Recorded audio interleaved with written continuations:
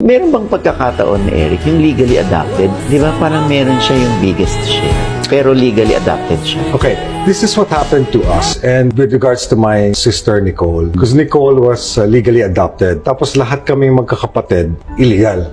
Kasi wala namang pinakasalan ng daddy ko eh. Kaya lang si Nicole was legally adopted by my dad. And Sasha, ang maganda lang dyan, before my dad died, naayos namin siya. And which is a very touching moment kasi kinausap namin yung daddy ko, yung lawyer, tapos sabi ng daddy ko, oh, Eric, kausapin mo si Nicole.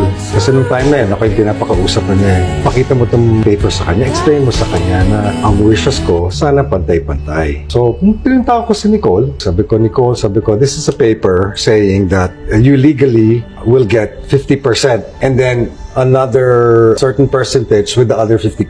Ganun yan eh. Oo, yung parang 50% kanya, the 50, the rest of the kids. Then the 50, the rest of the kids, kasama siya. So may share pa rin siya doon. Oh. Kasi usually, pag may legal wife, yung legal wife gets the 50%. Tapos, the kids will share the other 50% kasama rin yung mommy sa pag-share ng 50%. Okay. Ganun siya. Not unless merong last will and testament.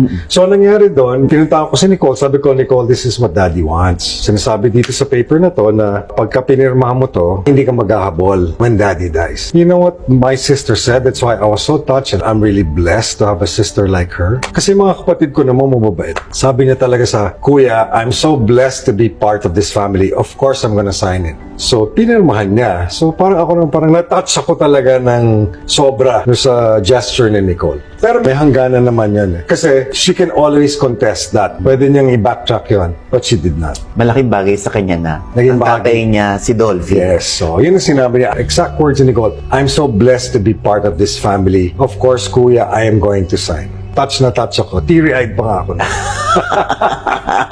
So, ano, no? It was a moment. Oo. Alam mo, pang ano siya eh, pang teleserye. Pang Yung MMK? Excel. Oo, pang MMK. Oh, sa mga panahon